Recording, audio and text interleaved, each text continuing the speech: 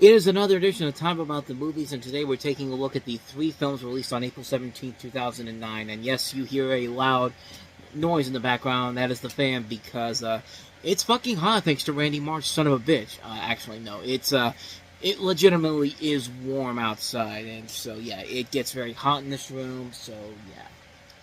I apologize for the fan in the background, but I needed to stay cool during this right now. It's gonna get cooler by tomorrow, though.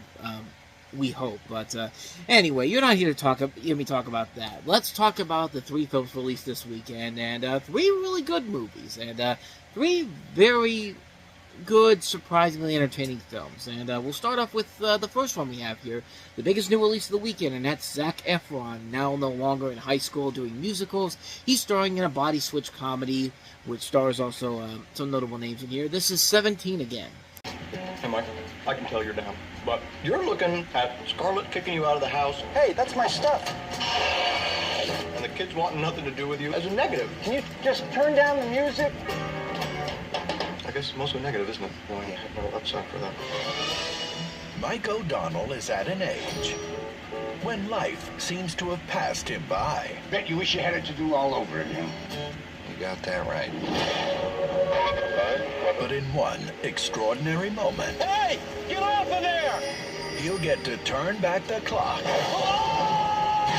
and be 17. All over again. Ah! No way. It's freaking me out. Freaking me out! I'm pubescent! This is my chance to have my life over, but to do it right. I'm going back to high school, man! Don't even think about sucking me into it with you. I'm here to enroll my son. Sup? What is this you're wearing? This is hip. What'd you do, mug case head? What are you wearing? You look like Clay Aiken. Now, Why is the new kid waving at me? he's back in class. What are you eating? I don't even know. I just know I'm hungry. All the time. And he's back in the game. Hey, Mom. This is Mark. Wow. You look just like my husband. So weird. He's weird. Maggie has a boyfriend? Why are you dating him? He's bullying your little brother. Who do you think you are, my father? He's got one last shot It's not about me. It's about helping Alex and Maggie. to get things right. Who won? You know, it's pretty even. Really? On YouTube, it looked like you were getting your butt kicked. When you're young, everything feels like the end of the world. But it's not. It's just the beginning.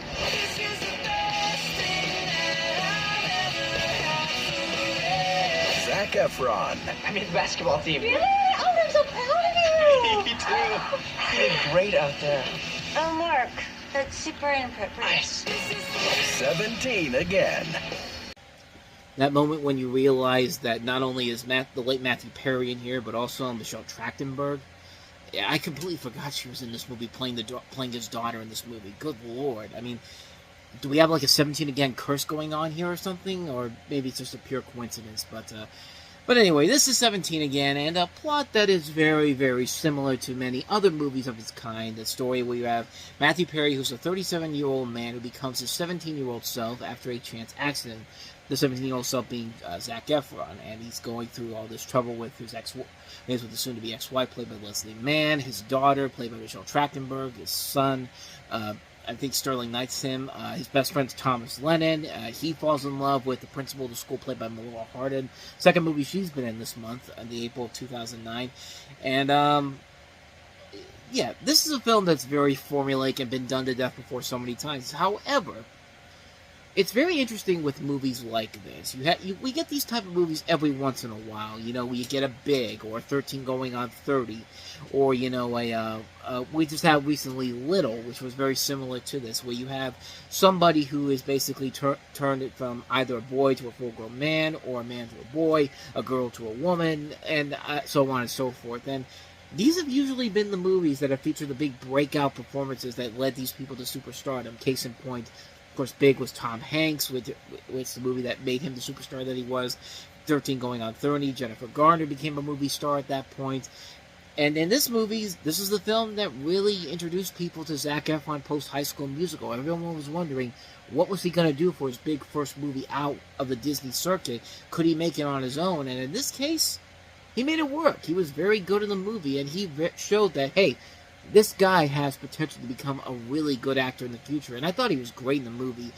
The scene in particular where I think it really hit me that this kid was going to be a great star was when he is in the cafeteria with his kids, you know, trying to figure out what's going on with them, and you find out the son is getting bullied, and he goes off on the speech against the bully where he's telling them off, but also doing these athletic skills with the basketball and all that, and just the way this scene is presented is so well done. And I saw that, and I thought to myself, okay, he's got it. He's definitely got the chops to be a really good actor in the future.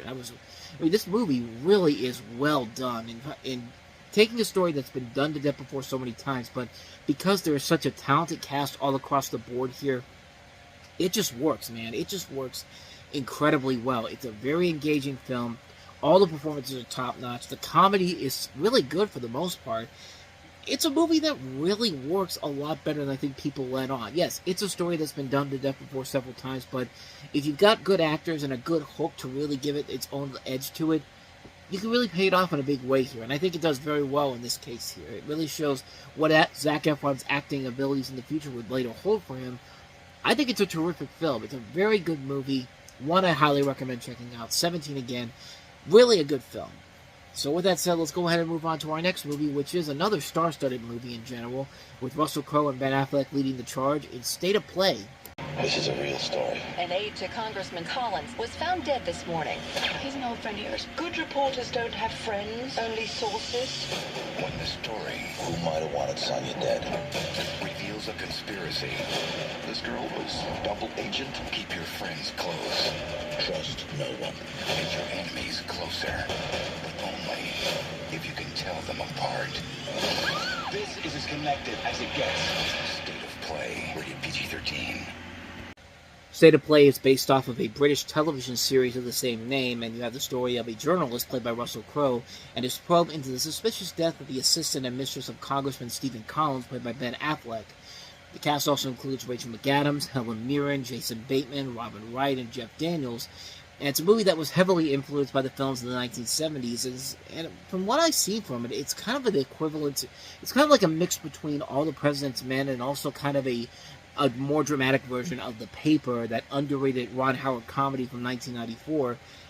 And it helps that you have a really good group of actors and a good director who also did The Last King of Scotland, and a good writing team that includes Matthew Michael Carnahan, Tony Gilroy, Billy Ray, and the cast that includes it here. The cast really sells the film in general, and it's a great, great thriller. It's a film that really does keep you guessing all across the board, even though the twists are kind of predictable overall on how it eventually comes to an end. You don't really care because you're so invested in what's going on. You're so invested in, okay, how's everybody going to get out of this? And it works really well. I think it's a very well done film. It's a film that did pretty well when it came out, but has largely been forgotten since then. I think this was kind of the beginning of the continuing beginning of the Ben Affleck renaissance, because we saw that with Hollywoodland a few years prior, and then the year after that was Gone Baby Gone, his directorial debut.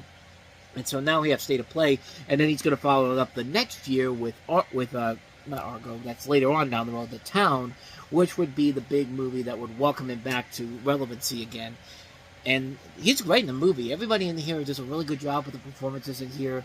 This is a really good film. Definitely one you want to check out. State of Play. Really good political thriller. Really great performances all around. A terrific, terrific film.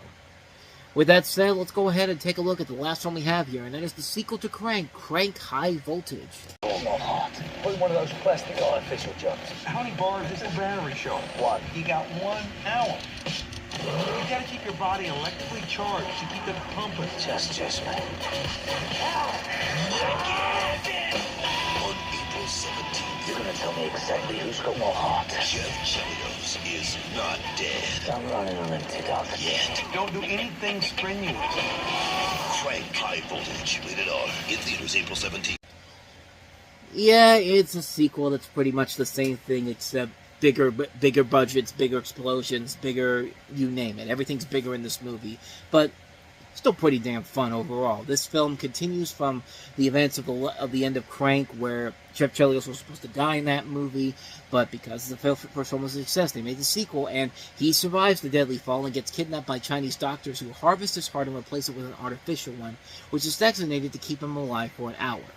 Jeff sets out to find his heart while keeping himself electrically charged to stay alive, and yes, that includes sticking things that will cause electrical sparks on his tongue and his nipples, and just, like, if you can't get involved in that alone, then this really isn't the movie for you. This movie is hilariously over-the-top fun. I mean, yeah, it's the same movie as the last film, but it's still really fucking awesome, man. Jason Statham is really good in the movie, and I just love how this film is just gonzo nuts. Just let's go crazy. We have to improve. We have to go crazier than we did the last time around. Like in the first movie, Jason Statham's character had sex with Amy Smart is in front of.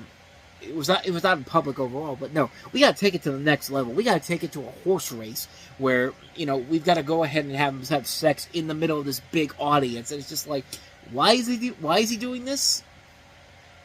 We don't know, but it's fun to watch. I mean, it really is a fun to watch movie. It's a film that is so over the top, so ridiculous, and yes, it's a knockoff. It's the same movie all over again. And I've said before, most of these sequels don't usually pan out that well, but this film knows exactly what it's doing, and it knows that we're just gonna have the time of our lives doing stupid stuff, and hopefully you'll get enjoyment out of it. And this is the movie, and this movie works because of it. It's a silly, over-the-top, ridiculous, action-packed gonzo fest, and I loved every minute of it. I think it's a very good movie. I think it's as good as the original film.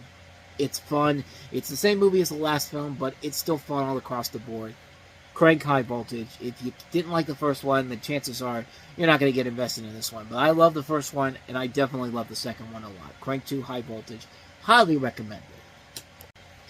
And so, with that said, we're going to wrap up this edition of Time About the Movies. Then the next time we meet, we've got 4 more movies to look at, including Beyonce Knowles, Idris Elba, and Ali Larter, starring in the 21st century version of Fatal Attraction, Obsessed, which is nowhere near as good, but that we'll save for another time. We'll also take a look at Channing Tatum and Terrence Howard starring in Fighting, easily one of the more underrated movies of this weekend. Jamie Foxx and Robert Downey Jr. in The Soloist, and the first film released by Disney Nature, Earth, which is the series of documentaries they did. But we'll take a look at all 4 of those movies coming up tomorrow on the show, so definitely be on the lookout for that.